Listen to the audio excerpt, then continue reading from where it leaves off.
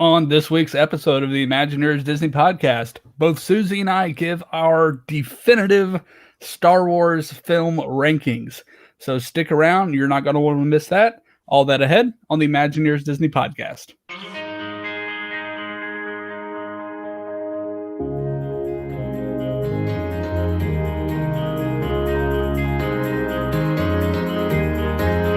There's really no secret about our approach. We keep moving forward, opening up new doors, doing new things, because we're curious. And curiosity keeps leading us down new paths. We're always exploring and experimenting.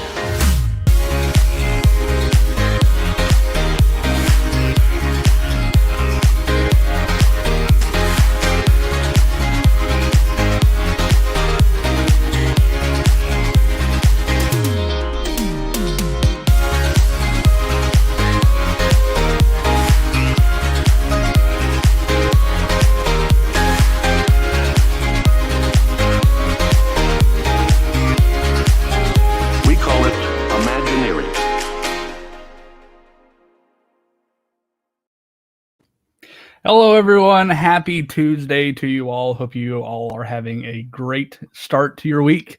I am Matt. I'm the host of the Imagineers Disney podcast, and I'm joined, as always, by my good friend and co-host, Susie. Hello, Susie. Hi, Matt. How are we? I'm doing pretty well. I am super excited about this episode, but I'm doing really good. I feel like we have had a really good last couple of days with regards to our podcasts and different things.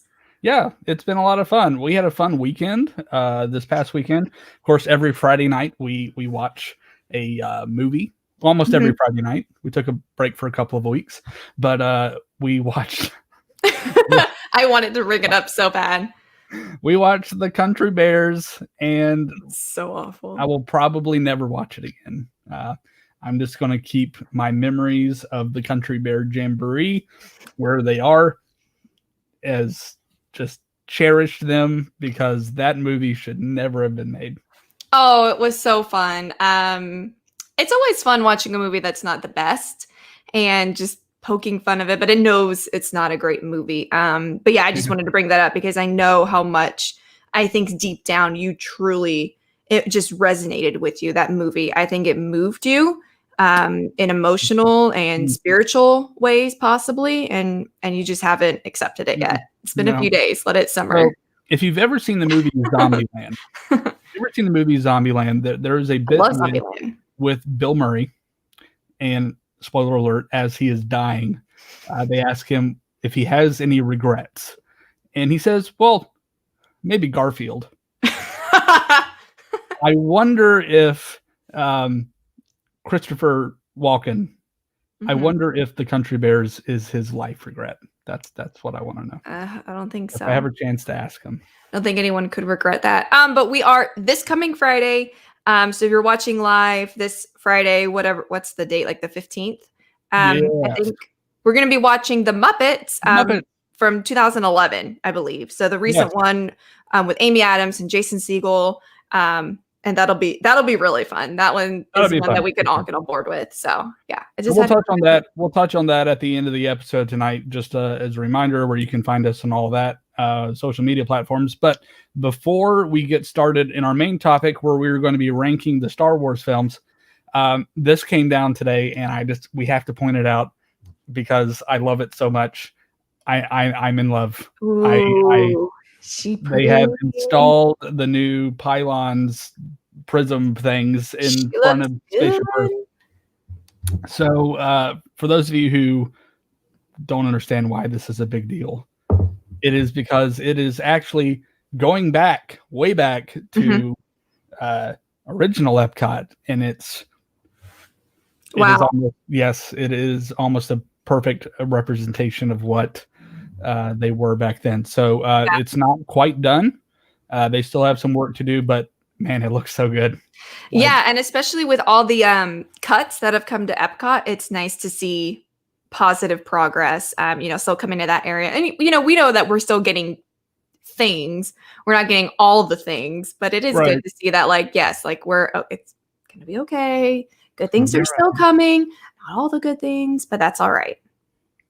Yes. So, well, that's a lot of fun. Can't wait to see it in person. So let's get into tonight's episode topic of ranking the Star Wars films. So yes, for those of you listening, Susie and I are good friends. We love Star Wars especially, and I think because we have not shared our list with each other, I think they're going to be very close, pretty close. Okay. So as we're getting into this, we want to ask, what's your favorite Star Wars movie? So leave us a comment. We'll highlight those as we go on through the episode, and we'll see where your favorite Star Wars film stacks up with ours. Yeah. Also though, to piggyback off of that, we have a polls going on our Instagram story and our Facebook story. So go there and vote for your favorites. By the end of the week, we will have tallied everything and have all the different winners and the brackets against each other to find out what our listeners' favorite Star Wars movie is and what y'all's overall ranking is. So that'll be fun to see how it matches with ours, because I don't think it's going to. Yes. And we already have our first comment from Jay. Hello, Jay. Hope you're having a good night. My favorite Star Wars movie is The Revenge of the Sith, and I love it. So thank you so much, Jay. And you may love our list. You may love our list too. And here's the thing. I don't necessarily hate any Star Wars film because let's be honest. Well, if you're a Star Wars fan, things are pretty good. Star Wars is Star Wars, and Star Wars is Star Wars, and we're not talking about shows. I feel like shows is a completely different animal. But I think over the last couple of years, what's been done the best is television shows with Star Wars. I think the movies, we'll get to that, have faltered in different ways. But yeah, that longer form content really is paying off. And then Lauren says, "Hi, friends. I need to send you guys a picture of these adorable Star Wars drawings I just bought." Yes, please send those to us. We'd love to look at them and check them out. So thanks, Lauren, for watching tonight. Okay, so we've ranked all 15 Star Wars movies. 15? Yes, 15. Oh my gosh, Matthew. What? Maybe we need to start comparing notes. Spoiler alert. I don't have the Christmas special. Are you telling me that the Star Wars holiday special doesn't make it on your list? No, I'm not a fan of 45 minutes of unsubtitled Wookieing. Oh, come on. I mean, Lumpy. Lumpy. So we get to see Chewbacca's family for an extended period of time, and we have no subtitles. We don't know what they're saying. So weird. Okay, so what are the other ones? Well, what about B. Arthur? I mean, B. Arthur's also in there, and she sings a song. Oh my gosh. I still think I might like those better than the last one on my list. Okay, well, all I'm saying is maybe, just maybe. I know that we talked about our weekly Friday night movies. Maybe we should do the Star Wars Christmas special towards Christmas. How? We'll just take the YouTube link and just watch it. It is on YouTube. It is on YouTube? You can find the entire thing on YouTube. Welcome to piracy, Life Day and everything. So, yes. Okay. All right. So yeah, there was, I'm guessing the holiday special did not make your list. And I'm assuming that Caravan of Courage also didn't. There it is. Look at those Ewoks. Yes, Caravan of Courage with Sindel and Mace. And you'll live the adventure. You'll love its heroes. Oh my gosh. Classic. And then of course we have to, the sequel to that. Yeah, Battle for Endor. Yeah. Battle for Endor. So, I mean, it's some television gold right there. So those were kind of a joke. I knew that you weren't going to have those, so I had to throw those in there. So we're going to start with theatrical. These are going to be theatrical for the team. So, as tradition, ladies first. What could you possibly have as your least favorite Star Wars film? Okay, everyone listening and watching, this is not going to surprise anybody. Number 12, the absolute worst Star Wars movie, I'm getting all like antsy here, and the one I will actually call bad is The Rise of Skywalker.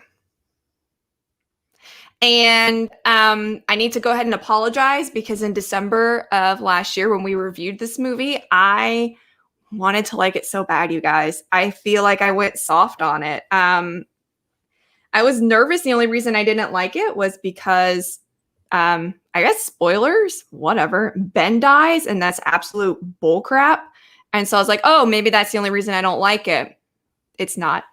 I made a brief list. Hear me out, guys. I got to get through this. I have to air my grievances. Number one, they destroyed Rey's character. Making Rey a legacy character made absolutely no sense. It made no sense. It destroyed her ability to just be a strong Force user, and the balance in the Force with Ben in general, making her a Palpatine was absolutely stupid. The line, you have his power, is just degrading to her as a character. I hate it. Number two, it used its characters poorly. Kelly Marie Tran as Rose was just non-existent. We introduced Janna, and we had Mary from Lord of the Rings. I don't even remember his name because, like, why? That was pointless. Poe and Rey had no chemistry. Thumbs down. I didn't understand Leia's death. It made no sense. I know Carrie Fisher had passed, but this just absolutely.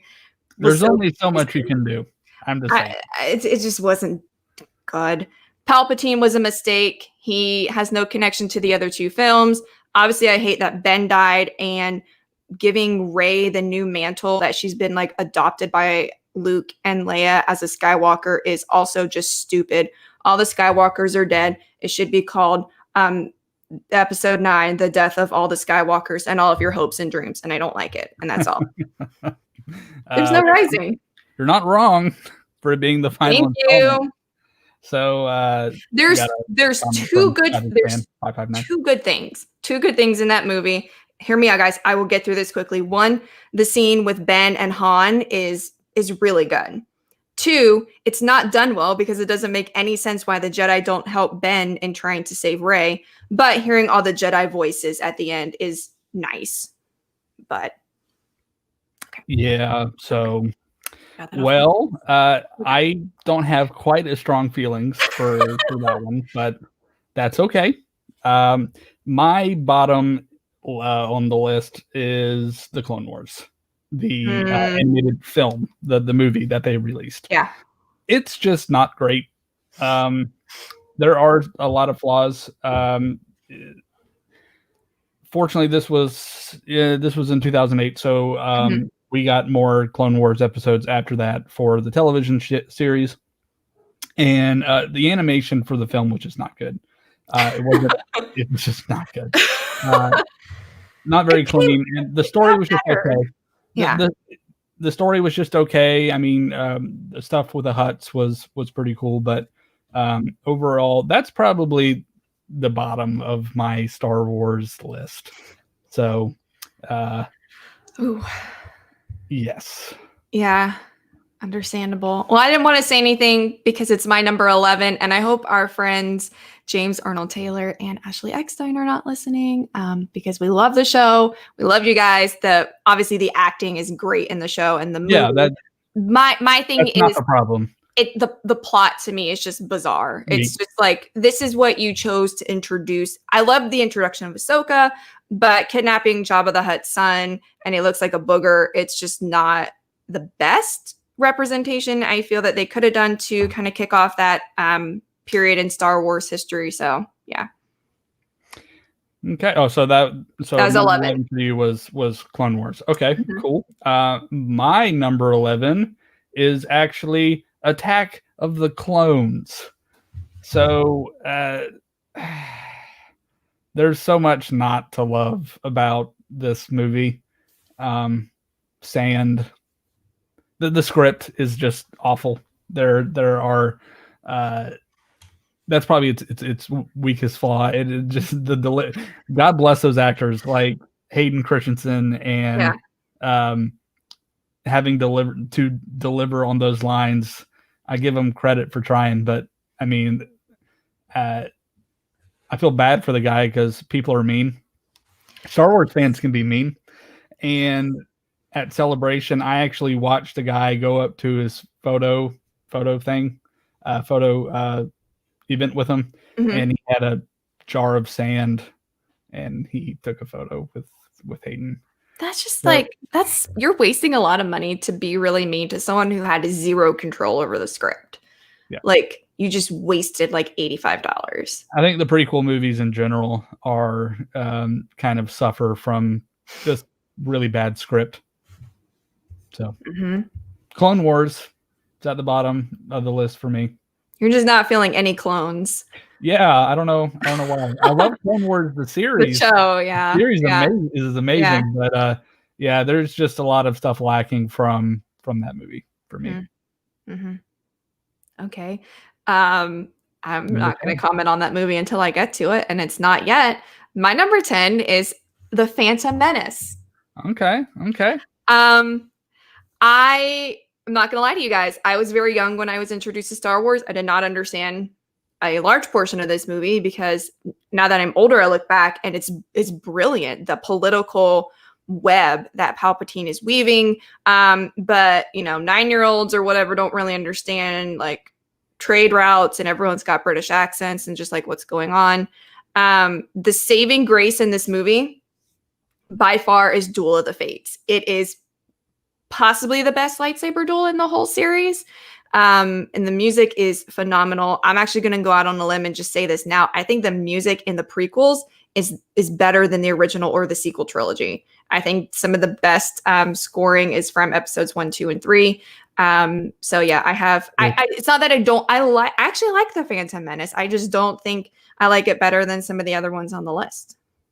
No, that's fair. That's fair. And I will get to the Phantom Menace coming up soon, but not yet, because next up on my list, number 10, is The Rise of Skywalker. Oh, thank God.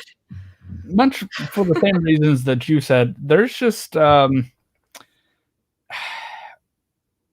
watch it. I didn't think it was necessarily awful, but it was not great. I don't think It was not great. it was not great. There were a lot of things I was just like, really? Okay. Yeah. That's what you're gonna. That's how you're going to end the Skywalker saga. Oh, okay, cool. I think, and it wasn't necessarily Rey's plot line at the end. I didn't necessarily have a problem that you had with the whole Reylo storyline. We just have one couple in Star Wars. Just be happy one time. Well, remember, Star Wars is a space opera and sometimes more of a space soap opera. So, but it's for children. Yeah. I understand the irony of two full-grown adults debating that. Okay. It was trash. It was not great. But this is why they're at the bottom of our list. So we're going to get progressively better as we go along. Yeah. All right. So number 9, yes? Yeah, I'm going to catch a lot of slack for this one. Number 9, The Force Awakens. Okay. I think if you take away the nostalgia, which is done well and done for a reason because you're introducing a lot of new things, but if you take away the nostalgia factor, this movie is not great. It introduces a lot of things that are never resolved. Rey's vision is never completed. And I know that's not the Force Awakens fault. I say that to say I think the movie tried to go in too many directions while also maintaining a very similar plot line to A New Hope. And it felt like the off-brand cereal at Walmart. It's like toasted circles, instead of like Cheerios. It's like, we know what you're trying to do. And it was okay. That's all. I like it. No, okay. No, that's fair. I do like it. It's just not the best. Right. We did have a comment. I guess a new listener. Hello. A new viewer. Hi. Disney Addiction on YouTube. Is this live? Why, yes, it is. So welcome to the We make show. lots of mistakes, so no pressure on us. Live shows are so much fun. So as long as we don't have any Power outages like we did last week when we were trying to record. Yeah, we recorded during the rain, so we were like, maybe not live. Yes. Okay, so number 9 for me is The Phantom Menace. So, and again, much like the reasons you said, we're starting to get into movies that have a lot going for them. I think music is a big thing for this movie. Duel of the Fates is incredible. It is one of the greatest Star Wars songs ever composed. John Williams is the man.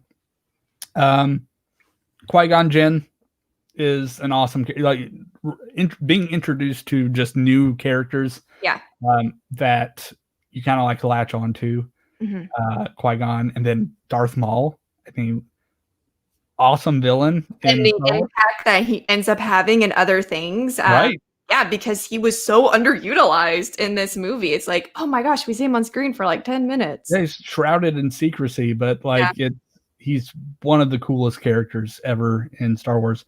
Again, script and plot line, like trade routes, trade disputes, and I like it now that I'm a nerd.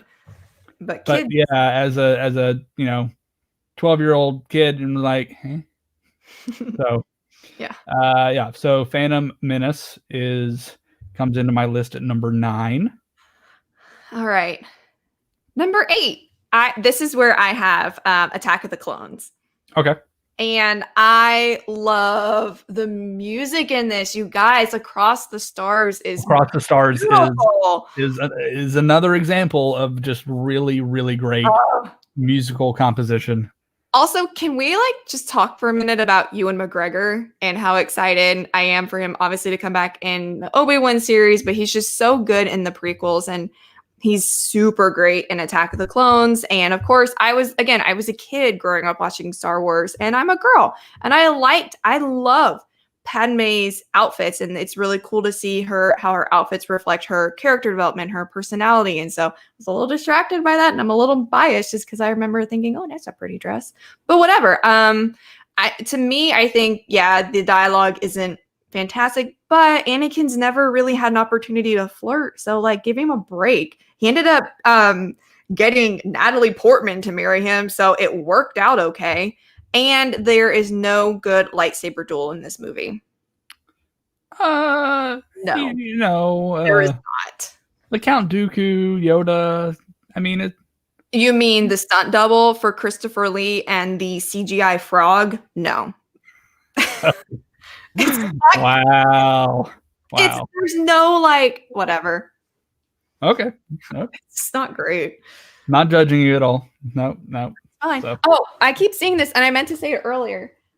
I do like Clone Wars, guys. I have it on DVD. And then this is Ashley. Right, there's a glare. Ashley Eckstein. So. Oh wow. I like it. Little souvenir there. Yeah. Let's see. All right. So where are we? I don't know. Number 8. 8. Yeah. Number 8 for me.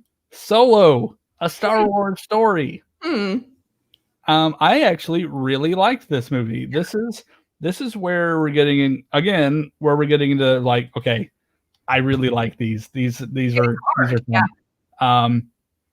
I thought there was a lot of speculation and questions about casting when this was first announced, and I thought they did a great job with casting. I thought I forgot his name. And I know it because it's kind of hard to say.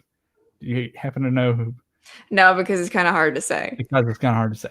He did a really good job. I like him as Han. I apologize to the actor for not saying your name out loud. He's definitely listening to this. Maybe it's for the best so I don't butcher it. But yeah, I mean, you get a lot of fan service. There's a lot of fan service in this movie where you learn how things come about, how Han gets the Millennium Falcon, how I thought one of the coolest things was the nav system, the navigation computer. Yeah, is the droid. Yeah, so that was good. pretty cool. Because 3PO is always talking about in the original the Falcon having a really weird like personality and how it communicates, and that was a cute tie-in. I'm actually going to piggyback off of that because Solo is my number 7. Okay.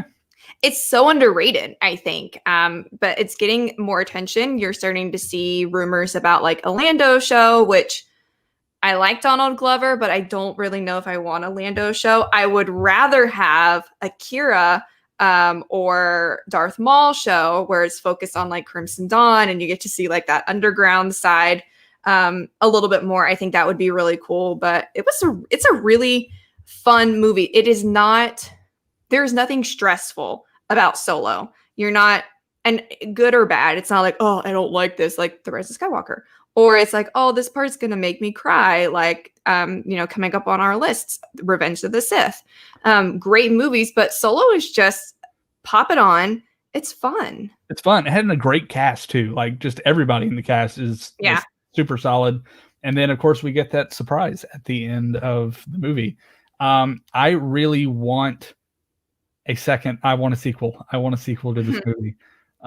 So it looks like potentially it could be a series on Disney Plus. We shall see. If that is true, I will be fine. Everyone gets one nowadays. So number 7 for you was Solo. So number 7 for me is Revenge of the Sith. I think that this obviously is the best of the prequel trilogy. I think it has a strong finish. I think again, music is everything. Yeah. Again, I feel like the acting is actually a little bit better in this one too. There aren't as many. Oh, significantly. There aren't as many cringe scenes. I know which one you're talking about. There still are a few in there. You know, I never really. Balcony. Yeah, I've never really liked what they did with Padme. Okay, pump the brakes because I have something to say when we get to Revenge of the Sith on my list. Okay.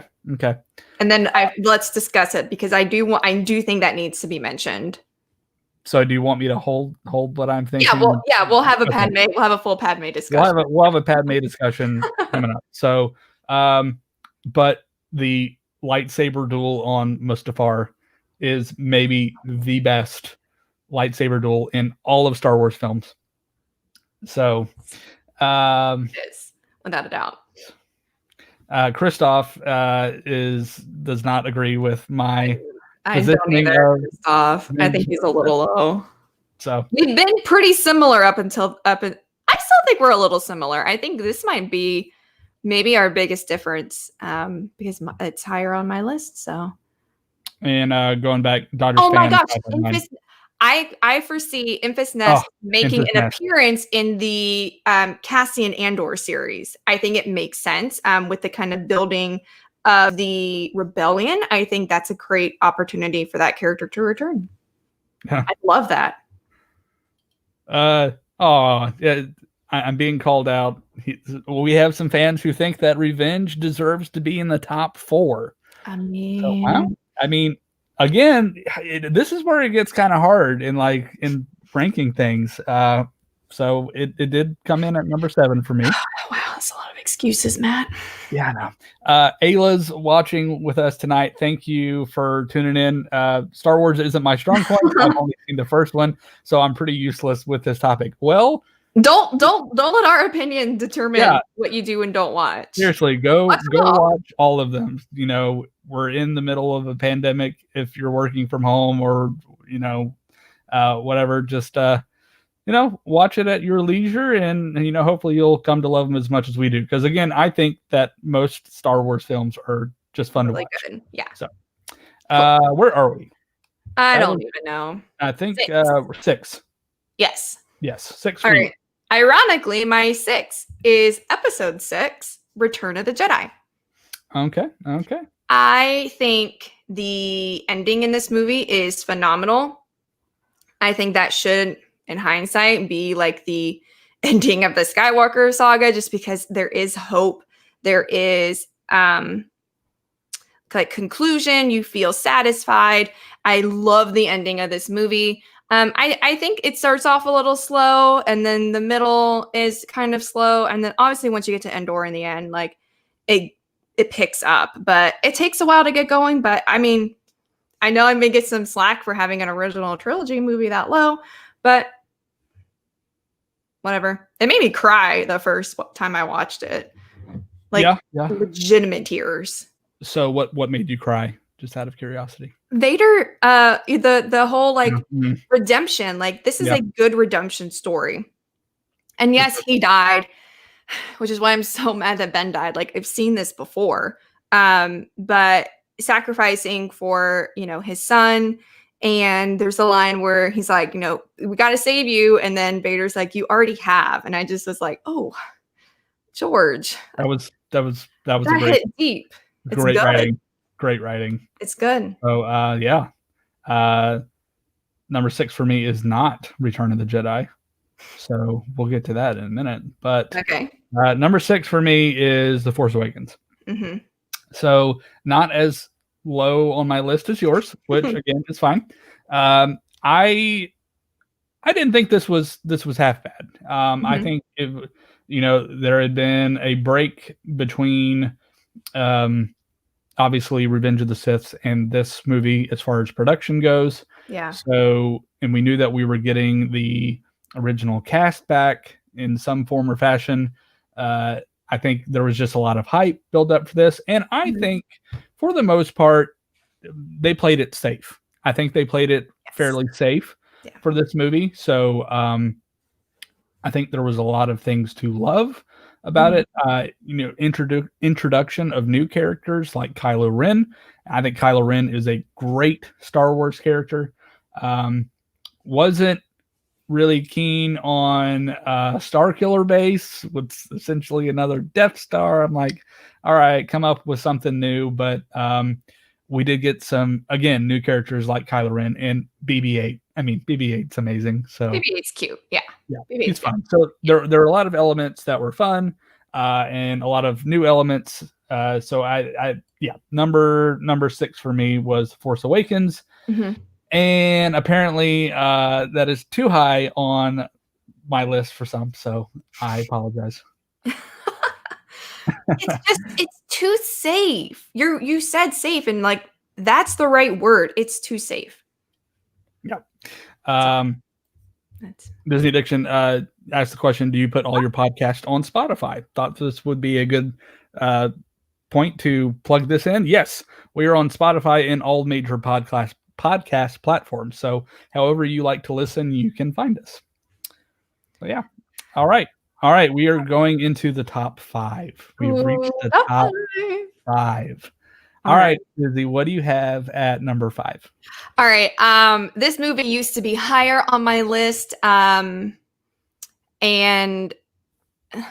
after December of last year, I moved it down just because I don't know if I can watch it without getting sad of what follows. But number 5 on my list is The Last Jedi. This movie was not safe. This movie pushed characters, pushed storytelling for Star Wars in a whole new direction. And I loved that. I loved the opportunities that opened up. I love the fact that Luke kind of falls into the same trap that the Jedi before him had, this hubris. And we can see obviously in the Clone Wars, like where that leads you. And obviously the rise of the Empire comes from that. And I think if your main character just stays a good little, boy his whole life, like that's boring. Like Luke makes mistakes, and Luke is human. Luke, fell into that trap too. And I think that was interesting. The dynamic when you start to build this dyad in the Force with Rey and Kylo Ren, how they're connected. That was awesome. There's some really, really deep Jedi and Star Wars lore that is packed into that movie with the Force projecting. I do think it's too long. I think it suffers from the Canto Bight scene being that whole sequence. It's just too long. I understand its purpose, but it's too long.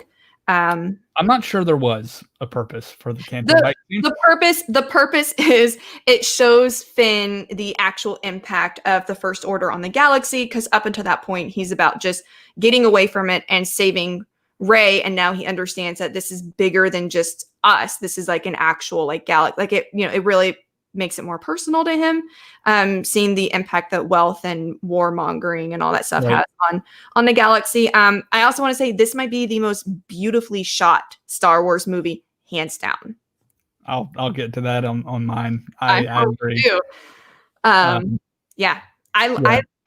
thoroughly enjoy The Last Jedi. I know a lot of people don't, and I think had episode 9 picked up and actually went through the door of the opportunity that episode 8 created, you would like it more. But it didn't. It was just like, oh, okay. And it threw it away and was like, forget this. So cool. All right. Number 5 for me. So top 5. Number 5 is Return of the Jedi. So the finale of the original trilogy, very much for the same reasons that you liked it. I mean, it's solid. I think you have the redemption arc of Vader is obviously, I think, the strongest point of this film. And then you get some cool iconic scenes like with Admiral Akbar. It's a trap. May he rest in peace. Ewoks. Do you like Ewoks? I never asked you that. So I love Ewoks. I don't look at that one scene where the one Ewok dies. That's sad. Oh yes, that is sad. My brother. But yeah, I mean, there's Luke, and this is one of the reasons why until the addition of the solo Star Wars stories, so Solo and then Rogue One, I actually liked watching the Star Wars saga in the machete order. For those of you who don't know what the machete order is, it is you watch episode 4, then 5, and then 2, totally skipping 1, 3, and then you watch 6. So, and then 7, 8, 9. And the reason for that is you go back after Empire Strikes Back, you've learned that Darth Vader is Luke's father, and that he turned to the dark side.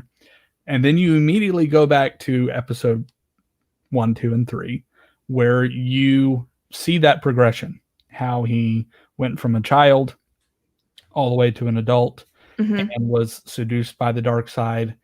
And then you skip over to The Last Jedi, and you see how fine of a line that Luke walked to almost repeating that. And I think it makes it a stronger viewing experience.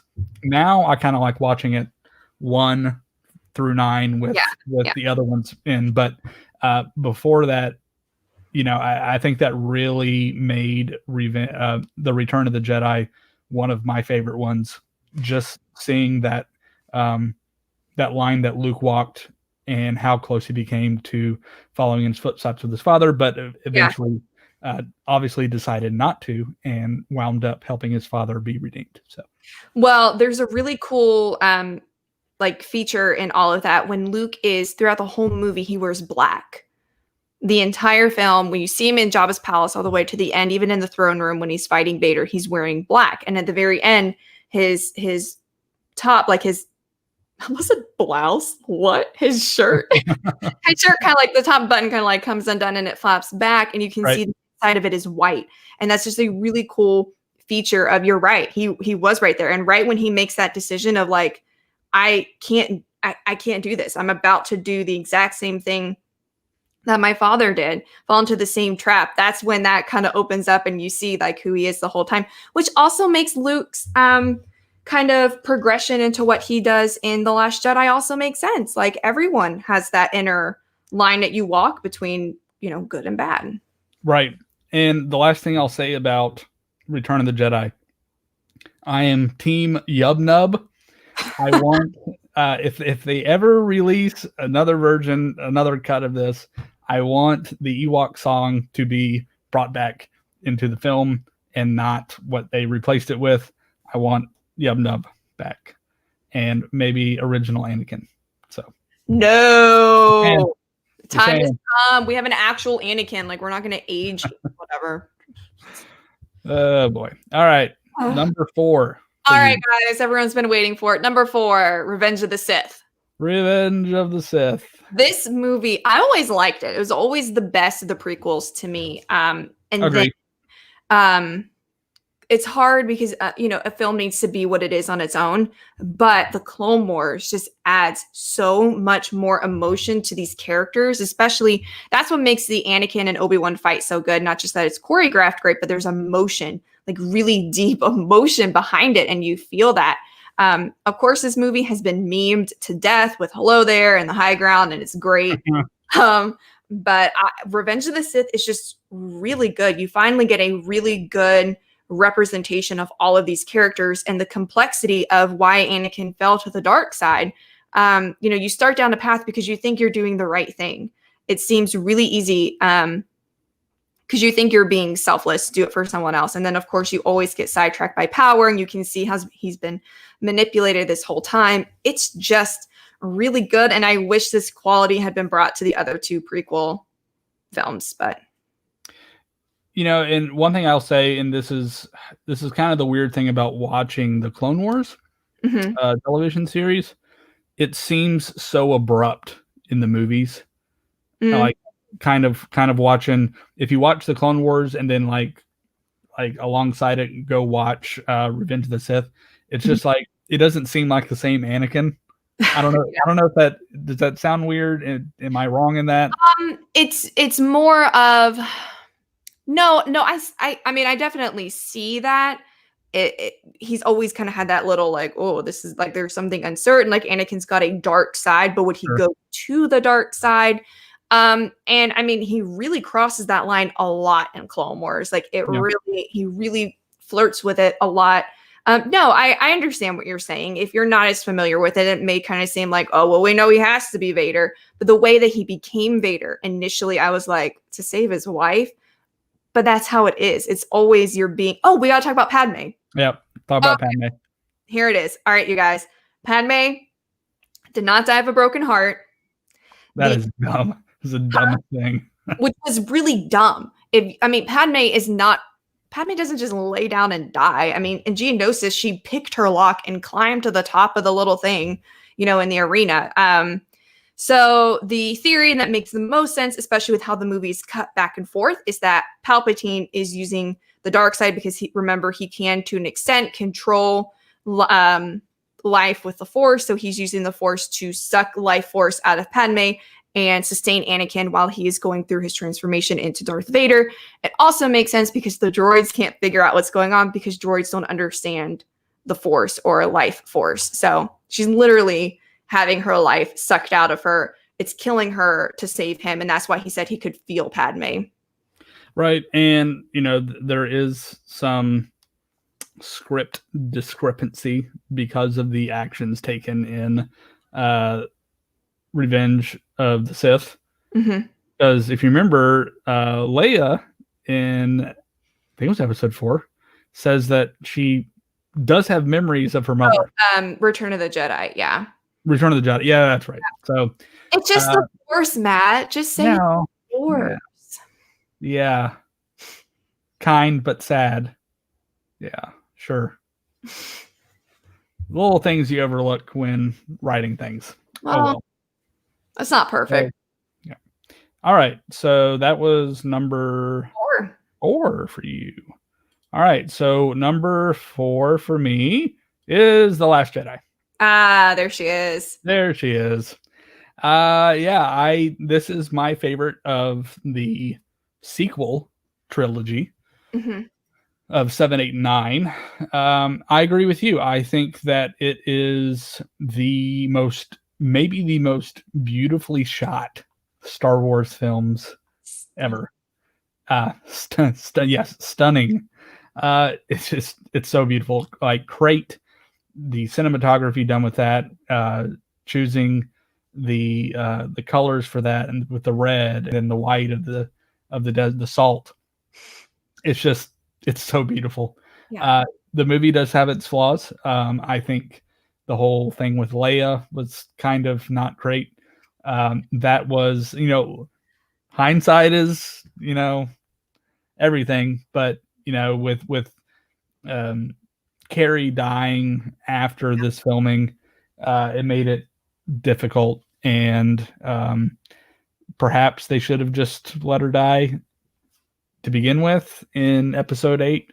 I think that probably would have been a good point to it. She was sacrificed. She is a casualty of the cause. Mm-hmm. And I think that would have been a little bit more stronger. But obviously, they had plans. We know that they had plans for Leia in episode 9, and they weren't able to do that, unfortunately. So I don't really fault that movie because of that. Mm-hmm. And I like Luke's story arc. I know that a lot of people hated that Luke was, you know, kind of a mopey, huh? Not perfect. Yeah. Luke is not perfect. Luke is whiny. Go back and watch A New Hope, you guys. Oh my Yeah, god. he's a flawed he's a flawed character, and I think that's what makes it great. So, but yeah, I think overall, I think it is the best of the sequel trilogy, and I enjoy watching it. It's a lot of fun to watch. I'm going to venture and say our top 3 are the same, in the same order.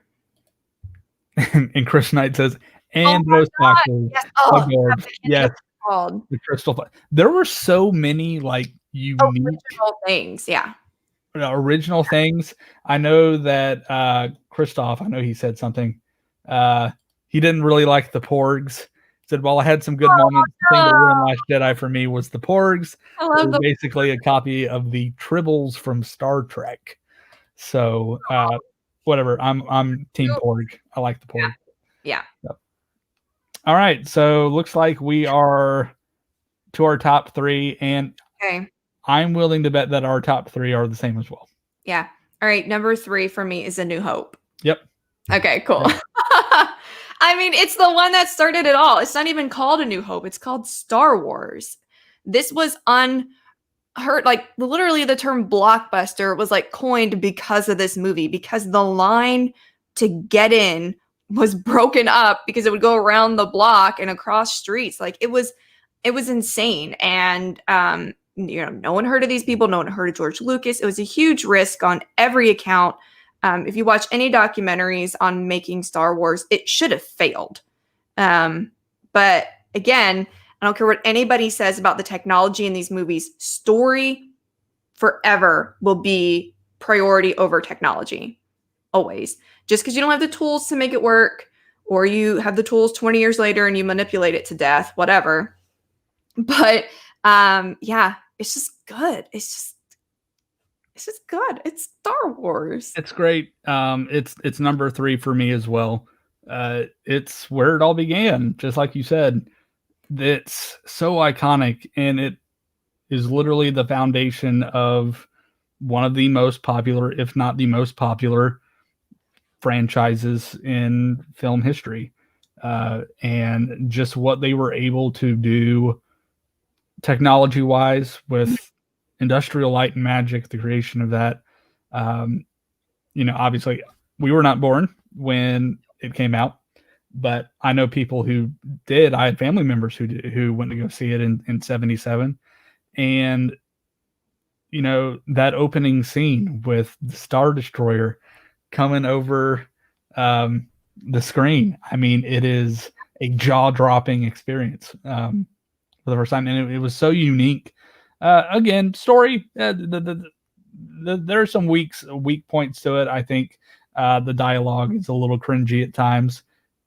Tashi Station, buy some power converters. See, he's a little dorky, obnoxious kid. Meanwhile, his twin sister's literally a senator and, leading the war effort. Like, get with it, Luke. Yeah. But Leia's a boss. Yeah. Han and Chewie, you're introduced to these iconic characters. So, I mean, you have to have it in the top 3. So, yeah. All right. Is your number 2 Rogue One? Maybe. I mean, it's a yes or no question. We have 2 yes. left. Okay. Yeah. So, Rogue One. Or it isn't. Rogue One. All right. You start off this one, then talk about okay. Okay, that's fair. So, gosh, I don't even know where to begin. I think I think the most I love the story. I love how they were able to tie it in with the events of episode 4, Mhm. and because we know that a lot of people died to get the plans for the Death Star in the hands of Leia. Mhm. And now we get to go back and find out how that took place. So I was really excited from day one when they announced this and knowing what the plot line was going to be. And for me, Jen is one of the great female characters in Star Wars. I think she is such a strong character. Yeah. And it was again perfect casting. Mhm. And yeah, it's one of those. It's not a happy ending. Mm-mm. Like That's the right ending. it's the right ending, because spoiler alert, everyone dies. So there are no. I mean, the entire film is full of heroes, Yeah. and Sacrifice.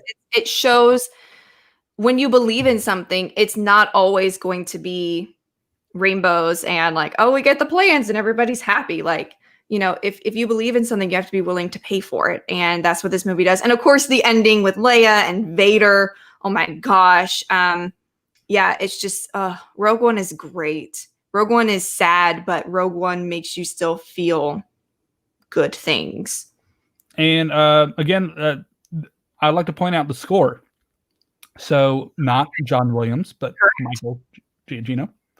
I think he did a great job for this. It's different, Mhm. but I think it fits Star Wars, and I enjoyed the score for this movie as well. I'm a big music person, so Yeah. yeah. I think the track I'm specifically thinking of, I think it's "Your Father Would Be Proud" Mhm. on the soundtrack. It's just it's great. Right there at the end when they're on the beach. Yeah, when they're on the beach. And okay. And I think what makes one of the best scenes ever in any Star Wars movie is Darth Vader. Oh my gosh. So See like Vader cool, not kind of like an old man. right. So we know Vader is powerful. Episode 4, 5, and 6, you see that power. And in the Clone Wars, you see that power too. But Rogue One is where you really, really see it in action. And it wasn't even in the original script. They added it very, very close to the end of post-production, where they went back and reshot or added this scene. And if you've seen the movie, you know what I'm talking about. I don't want to spoil it too much for those who are listening who may have not seen it, because you really should go watch Rogue One. Like, there's a reason why it is at the top of our list. And I think the scene with Vader is one of the reasons why it's close to the top. Oh yeah. Just because you see how bad he is. So it's amazing. Christoph said Rogue One is fantastic. I also love Jen Erso and firmly believe she is one of the best female characters in Star Wars. 100%. And then Dodgers fan 559. Rogue One is absolutely epic. That ending Vader scene is probably one of the strongest scenes in Star Wars history. Brian Manning, thank you for watching tonight. Absolutely on Rogue One score. The turn he does on the Force motif is so good. Yeah. Yeah. I agree 100%. And then Chris says, on addressing the reshoots for reasons of too dark, could this have been Disney's opening into a Star Wars movie that isn't for kids, similar to Deadpool making it okay to make rated R superhero movies? Thoughts? That is I question.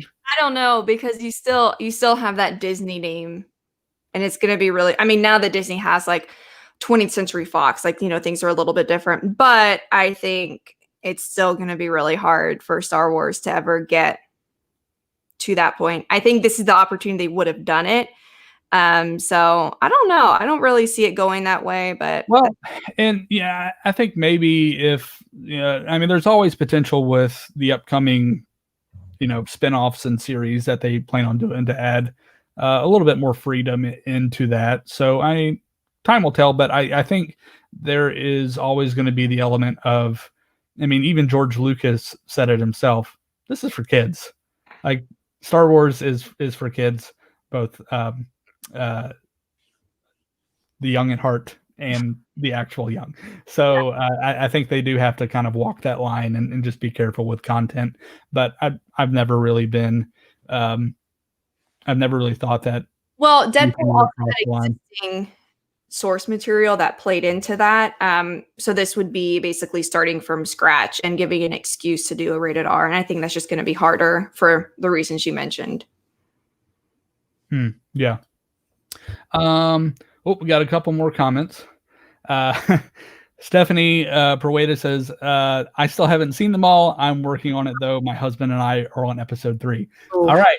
So after episode 3, if you've watched 1, 2, 3, watch Solo and then Rogue One and then 4, 5, 6, 7, 8, 9. Yeah. So I think you're really going to love them, and I hope you guys enjoy watching them for the first time. And then we also have Ahsoka Tano saying hello there. What about me? We love you, Ahsoka. We do. Love Ahsoka. We just don't feel like your first representation in the Star Wars universe should have been rescuing Jabba the Hutt's son. It didn't feel. Trust me, if there's anybody, if there are the 2 people on this planet that want to see like an Ahsoka spinoff or movie, it's us. We're big Ahsoka fans. So yeah, hopefully one day.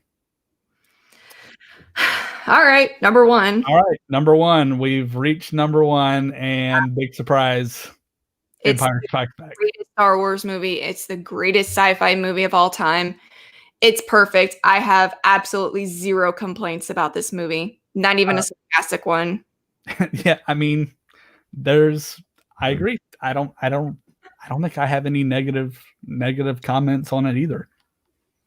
We did this as a movie night pretty early on. Yeah. For our May the 4th, yeah.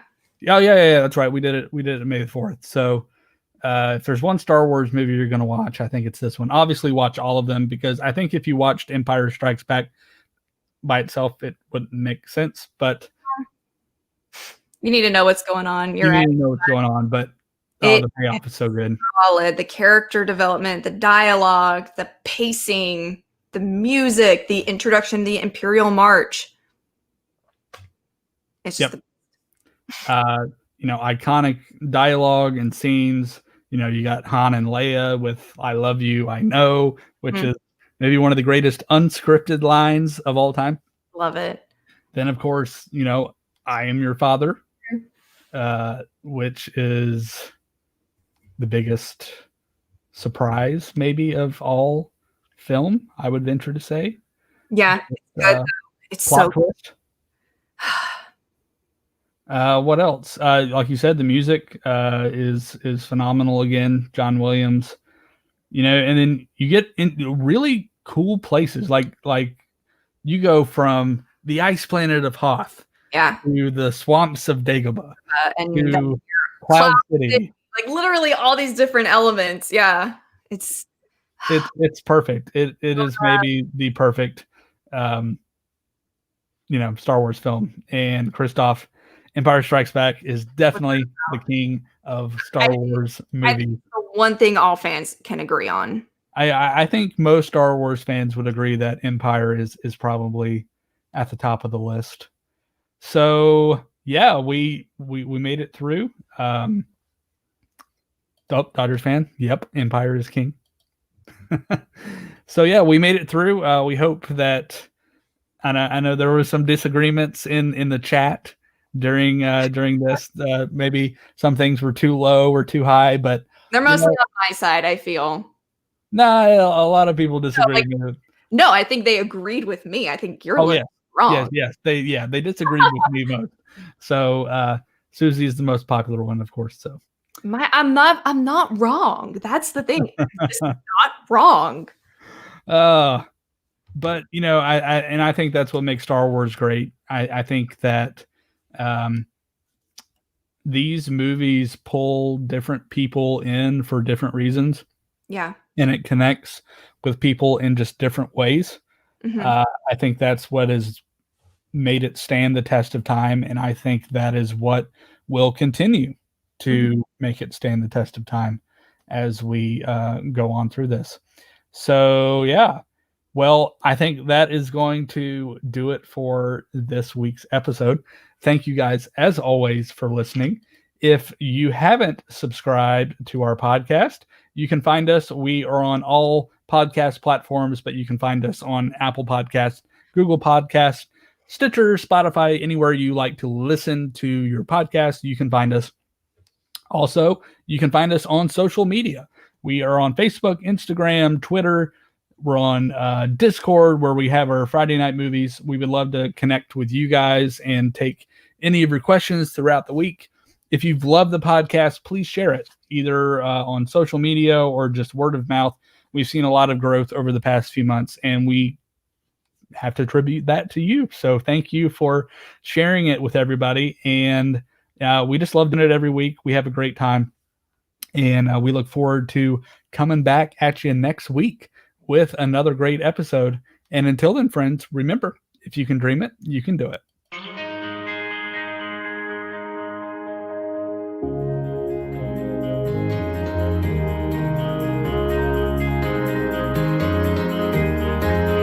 There's really no secret about our approach.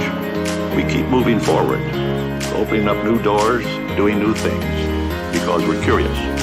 And curiosity keeps leading us down new paths. We're always exploring and experimenting.